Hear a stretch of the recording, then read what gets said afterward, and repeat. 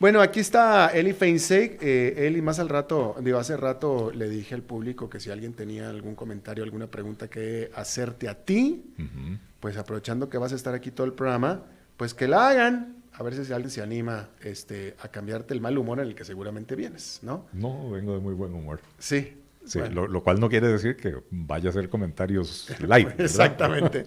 Que no vaya a despotricar. Exactamente. Oye, bueno, espérame, déjame primero, bueno, no, antes de que pases al comentario que tienes preparado, estaba yo mencionando que, pues la economía de Estados Unidos está reanimándose otra Sí, vez, está empezando a dar otra vez señales de reanimación.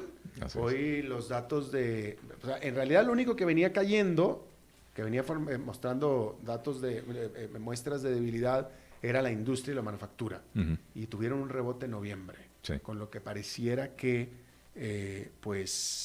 se está disipando el espectro de la recesión que en algún Así es. momento llegó a invadir los nervios de los inversionistas bueno, los observadores estaban diciéndolo, pero esta economía es más resiliente Así es. y más aguantadora. Este, Incluso aquellos que critican, o digamos que con un sesgo de críticas de Donald Trump decían, no, claro, la economía venía creciendo porque le dio el estímulo económico con la subida, con la bajada de impuestos, pero después de que pase eso va a empezar a caer. Ujú. Y parece que sigue. Parece que sigue. Este ha sido un año medio neurótico desde el punto de vista del análisis económico de Estados Unidos, porque empezó el año y la gente estaba segura de que en el 2020 o a más tardar 2021 venía una recesión en Estados Unidos. Después, hacia el segundo trimestre, se quitaron esos temores o empezaron a abatirse, y ya para el tercer trimestre otra vez, ¿verdad? No, probablemente la economía gringa se está desacelerando, podría caer en una recesión, y ahora hacia final de año pues da la impresión de que se está recuperando. O sea, realmente la economía de Estados Unidos creció el año pasado en alrededor de un 3% y este año va a andar más cerca del 2%, pero para Estados Unidos 2% Muchísimo. es un crecimiento sano, ¿verdad? El desempleo está en bajos históricos y tienen muchos meses, ¿verdad?, manteniéndose bien abajo. No hay grandes preocupaciones inflacionarias, así que pues pareciera ser que la economía, o sea, ahora el consenso de los analistas es que no va a haber recesión, por lo menos no en el corto plazo, ¿verdad? Lo cual es bueno para Costa Rica, porque al final de cuentas Estados Unidos sigue siendo nuestro principal socio comercial, el principal país de origen de la inversión extranjera en Costa Rica y el principal país de origen de turistas hacia Costa Rica. También. Así que pues para Costa Rica es bueno que la economía norteamericana sea resiliente y que se mantenga el crecimiento, ¿verdad? Sigue habiendo temores alrededor del mundo, el Brexit británico, la economía alemana, a diferencia de la norteamericana, sí tiene muestras o señales muy fuertes de debilidad, ¿verdad? Así que pues va a estar interesante ver qué pasa en Europa, siendo que Estados Unidos está creciendo tan fuertemente, ¿verdad? Sí, absolutamente. Y yo soy de los que pienso, y digo, vaya, tampoco no tengo que ser ningún brujo, que lo soy, pero no tengo que serlo, que con este desempeño de la economía se asegura prácticamente la reelección de Donald Trump. Bueno, creo que en Estados Unidos, más que en cualquier otro país, it's the economy, stupid, Es economy ¿verdad? stupid, definitivamente. La frase famosa que había acuñado James Carville cuando era asesor de la campaña de Bill Clinton, queriendo decirle a todos los trabajadores de la campaña, olvídense de todas las demás tonteras, a la gente lo que le importa es cómo le afecta a su bolsillo, ¿verdad? Y es cierto. Y sí, bueno, en Estados Unidos sí. Yo creo que en nuestros países somos más dados a terminar eligiendo por otros tipos de criterios, ¿verdad? Si me cae bien el candidato, si no me cae bien, si por cuestiones de valores morales, etcétera, ¿verdad? Matrimonio igualitario, aborto, etcétera. Pero en Estados Unidos creo que sigue siendo la economía.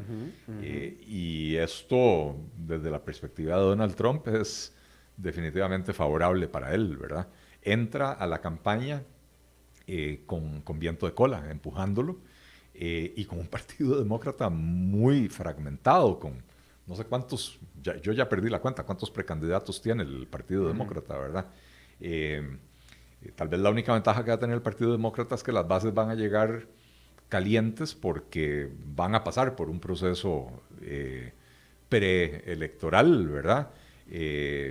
Mientras que pareciera ser que el republicano va con su propio, o sea, con el presidente como candidato y no va a haber competencia interna, ¿verdad? A ver, voy a invocar aquí al político que llevas dentro, porque tú sí lo llevas, yo no. Entonces por eso te hago la pregunta genuinamente, ¿a qué están jugando los demócratas con este juicio político, el cual no va a prosperar? Es decir, no lo van a sacar de la presidencia, porque últimamente va a ser decisión del Senado y el Senado republicano, así es que, o sea, todo el mundo sabe que no va a prosperar. Entonces, ¿qué es lo que están apostando? ¿A qué le están jugando?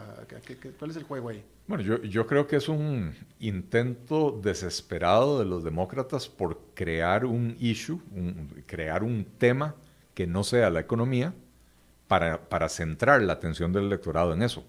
Para distraer. Para distraer. O sea, yo creo que los demócratas comprenden que sigue siendo la economía estúpido, ¿verdad?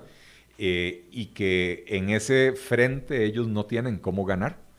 Y entonces el cuestionamiento ético, ciertamente a un presidente cuyo comportamiento ha sido bastante cuestionable, ¿verdad?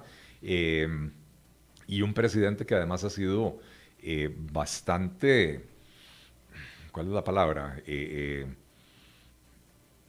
Ahora se me fue la palabra, pero un presidente que, digamos, no ha sido respetuoso de las normas usuales de la política norteamericana, ¿verdad? Heterodoxo. Heterodoxo en el sentido de que dice lo que piensa y a veces ni siquiera piensa lo que dice, ¿verdad? Tuitea a las 3 de la mañana, se queda dormido y entonces, Kopfefe, ¿verdad? ¿Te acuerdas de eso? Y ciertamente tiene un estilo que choca contra la práctica usual, la usanza de la política gringa, ¿verdad?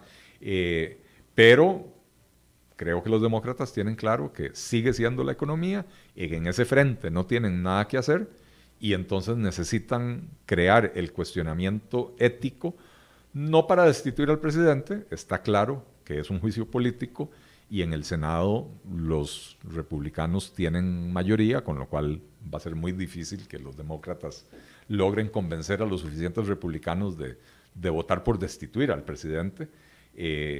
Pero que esto de alguna manera cale en el pensamiento de los votantes y los haga decir, no podemos tener un presidente tan corrupto, no podemos tener un presidente que procede de esta manera. Creo que van a fracasar, pero... Pareciera que sí, y sí, buen punto el tuyo. Hay que recordar que el triunfo que tuvo Donald Trump no se pudo haber explicado sino que algunos demócratas, algunas gentes que hubieran votado demócrata, votaron republicano, es decir, votaron por él, sí. ¿No? Y aparte me parece que están tratando de aprovechar los demócratas, Eli, no sé qué tú digas, pero están tratando de aprovechar el hecho de que Trump ha sido medio testarudo, medio bruto en estar cultivando única y exclusivamente a su base que es muy, muy fiel, muy leal, pero pequeña. Y él lo único que hace es cultivar a su base. Entonces imagino, yo creo que ellos están apostando, los demócratas, que ha enajenado, tal vez esperan que hayan enajenado y ha hecho enojar a suficiente gente como para que voten en contra de él. Sí, bueno, ciertamente Donald Trump tiene una enormidad de recursos para gastarse en toda clase de análisis estadísticos y sondeos y para llevar el pulso al electorado, porque su estrategia es dividir, su estrategia es crear enemigos, ¿verdad? Para que ciertos votantes se puedan identificar con él en contra de estos enemigos, ¿verdad? Hace 3 años el enemigo era, como decía, el pantano de Washington. Él hablaba de los políticos tradicionales, el swamp, ¿verdad? Y creó, identificó a los musulmanes como enemigos, identificó a los mexicanos como enemigos y a los políticos tradicionales de Washington, ¿verdad? Se presentó como un outsider, ya no puede presentarse como un outsider, pero sí puede presentarse como el presidente que, siendo presidente, sigue comportándose como un outsider. Sigue siendo contestatario, sigue siendo o sea, no apegándose a esas normas de la práctica usual de la política norteamericana, qué sé yo. Y su forma de hacer política es precisamente enajenar a ciertos grupos, es agarrar y decir, cosa que de por sí, yo no creo que nadie en su sano juicio que pertenezca a estos grupos enajenados se le pase por la cabeza, bajo ciertas circunstancias yo podría votar por Donald Trump. No, hay gente que no va a votar por Donald Trump de ninguna manera. Y entonces, al enajenarlos públicamente, calienta los ánimos de quienes se oponen a estos grupos o de quienes se sienten amenazados por estos grupos. Estados Unidos, al final de cuentas, están las dos costas y el resto del país, ¿verdad? La gente de las costas tiende a ser bastante más cosmopolita, sobre todo la costa este, ¿verdad? Tiende a ser gente más cosmopolita, más globalista, qué sé yo, votan demócrata. En el Heartland, ¿verdad? En el centro de Estados Unidos, es gente más relacionada con la agricultura, con la industria, que son sectores que no la pasan bien con la globalización, no la pasan bien con la tecnologización de los procesos productivos, etc. Y entonces ellos sienten, o sea, un granjero de Illinois o de Iowa siente su estilo de vida amenazado por estas élites urbanas de las costas. Entonces, Donald Trump ha explotado eso muy bien, creando enemigos internos, ¿verdad? Eso es pésimo para la convivencia democrática, eso es pésimo para la supervivencia de la república, pero resulta ser muy efectivo como estrategia electoral, ¿verdad? Y lo vemos en varios países. O sea, en México, al final de cuentas, esa fue la estrategia de tu amigo López Obrador, ¿verdad? Cuando empezó a hablar de los fifís y empezó a crear creó un enemigo interno, ¿verdad? Que era básicamente todo el que no estaba con él era un fifí, un hijo de papi, un liberal, una persona acomodada, un explotador, etcétera. Lamentablemente la estrategia es muy efectiva. Claro. Muy dañina, pero muy efectiva. Claro. Bueno, ¿qué le quiere preguntar usted a Ali Feinseg? Díganoslo en Facebook, a través de Facebook en A las 5 con Alberto Padilla. Marco Tulio Ramírez Cárdenas pregunta, ¿se pueden referir, Eli, al comportamiento del dólar en Costa Rica? ¿Me puedo referir al comportamiento del dólar? Pues ha estado cayendo, ¿no? Ha estado barato. Sí, que es... A ver, el dólar en Costa Rica tiene un comportamiento cíclico. Siempre hacia final de año cae. Sí, cae, sí. ¿Por qué entran? Porque entran muchos dólares, porque las empresas traen fondos de afuera o dólares que ya tienen aquí, los cambian a colones para hacerle frente al pago de impuestos, de aguinaldos, etc. Se nos juntó este año con el ingreso de 1.500 millones de dólares de los eurobonos, ¿verdad? Entonces, el mercado está inundado de dólares. Al final de cuentas, eso es lo que explica que el tipo de cambio haya caído. No sé si a eso se refiere. Pero bueno, eso básicamente. Creo que en Costa Rica tenemos que finalmente entender que el endeudamiento excesivo del gobierno, producto del gasto excesivo del gobierno que provoca el déficit, es lo que tiene el tipo de cambio deprimido, ¿verdad? Porque para financiar ese déficit del gobierno, termina el gobierno endeudándose en dólares, porque es más barato, porque consigue recursos de más largo plazo, ¿verdad? Y entonces ingresan los dólares, deprime el tipo de cambio y eso tiene un efecto nocivo sobre los sectores productivos, ¿verdad? Sobre los exportadores, porque se encarece la producción local en dólares, sobre los operadores turísticos, porque también, mientras los costos en colones siguen creciendo, los ingresos en dólares se mantienen fijos, pero en colones bajan, ¿verdad? Pero incluso para quienes producen para el mercado local, el hecho de que las importaciones se vuelvan más baratas termina afectando al productor del mercado local porque no puede competir con las importaciones. Entonces, al final de cuentas, si no resolvemos el tema del déficit fiscal, si no logramos hacer que el gobierno tenga unas finanzas sanas, vamos a seguir enfrentando este problema todos los años, ingresando recursos importantes en dólares que terminan deprimiendo el mercado cambiario. Claro. Esta es una pregunta, me parece un tanto abierta, pero a ver, espérate, porque llegó otro. Dice, ¿puedo comprar con un dólar? Bueno, a ver, esta es una pregunta un tanto abierta, no se quiere referirte. Dice, ¿cómo verías un mercado de futuros en Costa Rica? No sé exactamente a qué, Exacto, a qué se refiere. Está media abierta Sí. media abierta la pregunta. A ver, ¿qué más? ¿Qué piensa Eli de la compra de deuda de los bancos públicos para 450,000 personas endeudadas tengan un respiro económico? En primer lugar, que no va a haber compra de deuda para 450,000 personas. Y no creo que llegue a superar las 30, 40 o 50,000 personas, ¿verdad? En segundo lugar, me parece que de la forma en que se planteó, más bien puede tener efectos nocivos en el largo plazo, ¿verdad? Ciertamente las personas que califiquen para un crédito de salvamento van a sentir un alivio. Esto no va a provocar una reactivación económica como se pretende, porque básicamente la gente lo que va a tener es la posibilidad de cancelar esas deudas que hoy en día no les están pudiendo hacer frente.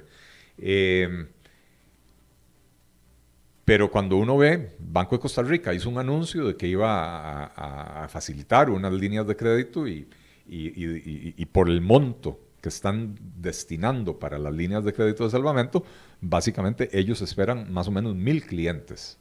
El Banco Nacional, si no me equivoco, habló de un poco más, creo que ellos hablaron de 25,000 o ahora no recuerdo la cantidad exacta, ¿verdad? El Banco Popular también, otro par de decenas de miles, ¿verdad? Pero eso es básicamente, aquí no hay créditos de salvamento para 450,000 personas. Claro. La persona que preguntó sobre los mercados de futuros ya especificó un poquito, se refería que, de nuevo, ¿cuál sería tu opinión en mercado de futuros en Costa Rica sobre tipos de cambio y de tasas de interés? Futuros en tipos de cambio y tasas de interés. Pues, todo es cuestión de volumen, pero sí, es cuestión de volumen. Es cuestión de volumen y, ¿cómo se llama? El mercado cambiario costarricense es bastante pequeño. En un día promedio se transan 5 millones de dólares o menos, ¿verdad? Y entonces tenemos no sé cuántos años con la Bolsa Nacional de Valores y sigue teniendo un volumen bastante bajo de transacciones, bastante marginal. El mercado cambiario es pequeño, entonces para Costa Rica sería muy bueno, para los costarricenses sería muy bueno tener un mercado de futuros en tipo de cambio, un mercado de futuros en tasas de interés. No, sin ser experto yo en la materia, no veo muy factible el desarrollo a corto plazo de estos mercados, ¿verdad? Claro.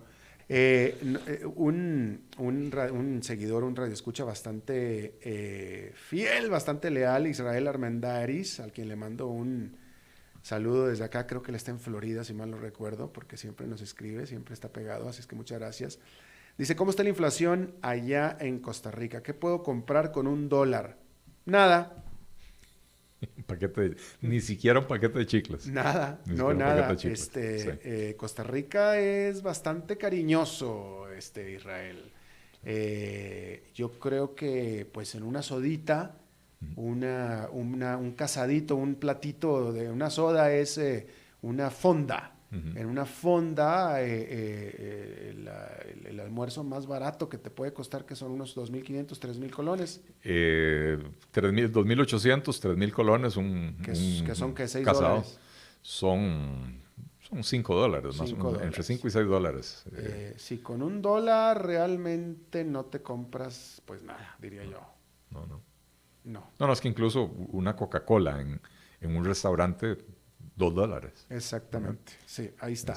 Bueno, La pregunta del millón, hasta acá arriba. ¿Cuál es tu visión para la economía de Costa Rica el próximo 2020? Pregunta Yesenia Murillo. Ok. Creo que el 2020 va a ser un año... Si le encantó el 2019, el 2020 le va a fascinar. Exactamente. Exactamente. Creo que el 2020 va a ser un año un poquito mejor que este. El 2019 ciertamente no fue un buen año para la economía costarricense. El crecimiento es bastante magro. Probablemente vamos a cerrar en el orden de 2%, 2.1% de crecimiento este año. Impulsado por el sector externo. Impulsado, o sea, no fuertemente. Se aquí adentro, no. Exactamente, exactamente. Como ha sido durante muchísimos años. Lo que pasa es que cuando teníamos crecimientos del 4%, 5%, entonces tenías que el sector externo impulsaba el crecimiento, pero había un efecto de derrame, o como lo quieras ver, hacia la economía doméstica, ¿verdad? Y este año no, la economía doméstica ha estado básicamente estancada o en contracción, dependiendo de cuáles mercados, ¿verdad? El sector agrícola o agropecuario, sector de la construcción, son sectores que han pasado un año annus horribilis, ¿verdad? Diría la reina de Inglaterra.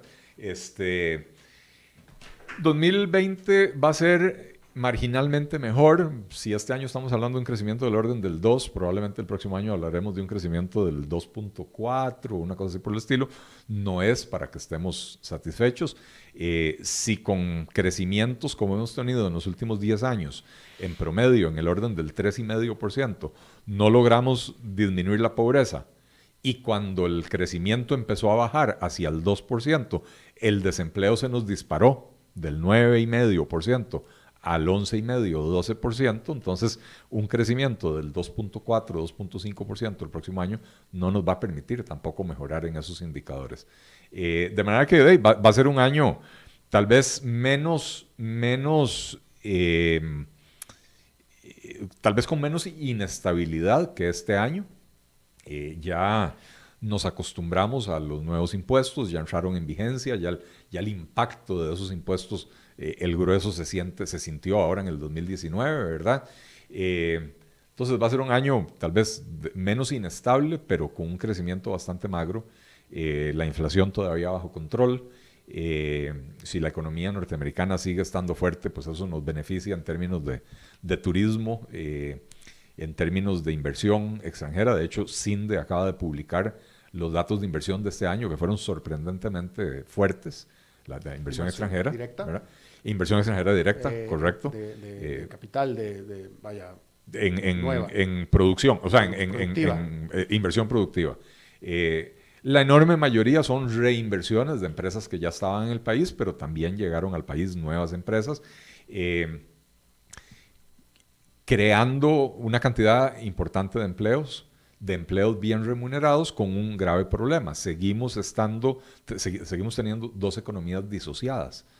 Cuando aquí una empresa de implementos médicos decide pasar de producir partes de los implementos a hacer el proceso completo en Costa Rica, o sea, eleva el nivel de sofisticación de su operación, esos no son trabajos que están disponibles para el grueso de los desempleados, que son personas que probablemente no tienen la educación secundaria completa, que no tienen el dominio de los idiomas extranjeros, claro, que no tienen los conocimientos en las áreas técnicas necesarias, ¿verdad? Y entonces el sector externo encuentra que Costa Rica es un muy buen país, pero es un país caro, y por lo tanto, para poder sacar ventaja de lo que Costa Rica les ofrece, cada vez tiene que sofisticar más sus operaciones. Y en la medida que sofistica más sus operaciones, se vuelve menos accesible para la gente común. Claro. Una acotación. Voy a hacer esta pregunta a manera de afirmación, y tú me vas a decir si es cierta o es falsa. En México, si tú estudias una ingeniería, bueno, si estudias una ingeniería en el Tecnológico de Monterrey, seguramente sí. Pero si estudias una ingeniería en una universidad pública de Aguascalientes, de Durango, probablemente, tal vez, no sea muy fácil que consigas un trabajo. En Costa Rica, si tú te metes a estudiar una ingeniería o incluso una carrera técnica y te recibes, sí, vas a tener trabajo. Bueno. Sí, Estoy de acuerdo con la afirmación. Básicamente las ingenierías... Esa parte es buena. Esa parte es buena. De hecho, no estamos produciendo suficientes. Exacto. Y en buena medida no estamos produciendo suficientes porque las universidades públicas insisten en que su oferta académica no necesita tener relación con las necesidades del mercado laboral. Y entonces tenemos que el Instituto Tecnológico, que prepara profesionales fenomenales, es la universidad más pequeña que tenemos en el país, con el presupuesto más pequeño, con el segundo presupuesto más pequeño de las universidades públicas, no tiene capacidad de crecer. La Universidad de Costa Rica, que también prepara ingenieros y gente en las áreas, en las ciencias, ¿verdad? En biología, química, con bastante buen nivel, no es el énfasis principal de la Universidad de Costa Rica. Entonces, no estamos graduando suficientes personas. El otro día leía un dato, y ahora no recuerdo las cifras, pero me parece que en el tecnológico se presentaron a hacer el examen de admisión 15 a 20 mil muchachos, lo aprobaron entre 8 y 9 mil, y solo está en capacidad de admitir el tecnológico alrededor de 1,500. Me disculpan si las cifras no son exactas porque no traía eso preparado, pero ya no es que hay 20,000 personas que quieren estudiar alguna ingeniería o alguna carrera técnica, pero no tienen las condiciones para estar en la universidad. No. De esas, por lo menos 8 o 9,000 tenían las condiciones para estar en el tecnológico, y el tecnológico no les puede dar cabida porque no tiene espacio en sus aulas, ¿verdad? Entonces, sí, ciertamente las personas que estudian ingenierías y ciencias y áreas técnicas en Costa Rica, en universidades públicas o en universidades privadas, o en centros de formación, en colegios técnicos, vocacionales, profesionales, etcétera, es gente con un empleo casi garantizado, empleo de buen nivel, bien remunerado, siempre y cuando lo complementen con dominio de idiomas extranjeros. Inglés específicamente. Especialmente el inglés, pero cada día es más necesario hablar un tercer idioma. Mira, interesante. Aquí hay una que te va a llegar directito al corazón. Melvin González te pregunta, ¿cuál es el principal motivo para que las tasas de interés en Costa Rica sean tan altas comparados con Estados Unidos, por ejemplo, tarjeta de crédito, préstamo de vivienda? Buenísima pregunta. Y básicamente es porque tenemos unos mercados financieros bastante poco competitivos. Si bien es cierto, en el mercado bancario tenemos 11 o 12 bancos privados, hay por lo menos 30 cooperativas de ahorro y crédito supervisadas, y tenemos los 2 bancos estatales y el Banco Popular. La realidad es que tenemos una estructura de mercado oligopólico con 2 líderes de precios, que son el Banco Nacional, el Banco de Costa Rica, que son entidades muy ineficientes, con un margen de intermediación elevadísimo, y como son líderes de precios, entonces los demás operadores en ese mercado se pegan a las políticas de precios que establecen estos bancos. Parte de esa ineficiencia se debe a los excesos naturales de una burocracia pública, pero no todo. Buena parte de esa ineficiencia se debe a costos elevadísimos que tiene operar un banco en Costa Rica.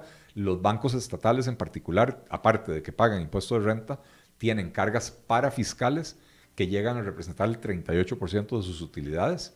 Y la única forma que tiene un banco de capitalizarse es reinvirtiendo sus utilidades. Entonces, si pagan 30% de renta y 38% en cargas parafiscales, al final de cuentas tienen que elevar sus precios, o sea, elevar las tasas de interés para poder obtener una utilidad suficientemente grande para capitalizar, para poder crecer en crédito. Y entonces eso, básicamente, esos 2 factores, la estructura poco competitiva con un marco regulatorio que eleva los costos de la operación bancaria, son los responsables de las altísimas tasas de interés en este país. Bueno, pues ahí tienen ustedes. Pues, ¿qué creen? Se nos acabó el tiempo. Les agradezco muchísimo a todos los seguidores que participaron con estas preguntas, bastantes preguntas a Eli. Muchísimas gracias por seguirnos. Eli, esta es la última semana del año del programa. Feliz Navidad a todos, feliz año, mis mejores deseos para todos y para vos también, Alberto. Igualmente, esta es la última semana. Me vas a dar vacaciones pagadas. Te voy a dar vacaciones pagadas, exactamente. El viernes es el último programa del año en vivo bueno, no, a partir de la próxima, villancicos navideños va a haber aquí. Hablando de villancicos navideños, el viernes tenemos un programa navideño. Literalmente tenemos un programa navideño. Van a estar aquí para charlar e incluso vamos a hacer lo mismo, fíjate, la misma dinámica. Van a estar aquí para charlar Ricardo Padilla, que tiene mi mismo apellido, pero no somos parientes, y nos decimos parientes nada más de puro cariño, y Álvaro Esquivel va a estar aquí también. Yo no sé qué voy a estar yo haciendo aquí. Escuchando. Yo estoy escuchando seguramente. Pero van a venir Álvaro Esquivel y van a venir Ricardo Padilla, que no necesitan mayor presentación porque pues ustedes los conocen. Y vamos a ver qué hacemos aquí a las 5 del viernes. Pero eso va a ser el viernes. Y ya después ya nos vamos a festejar Navidad. Eli, muchísimas gracias, mano. A ti las gracias, de verdad. A ti. Ha sido un buen año aquí en el programa radial. Ha sido un buen año aquí los martes a las 5 de la tarde. Así es. Gracias a ustedes por participar. Nos estamos reencontrando mañana. Que la pasen muy bien.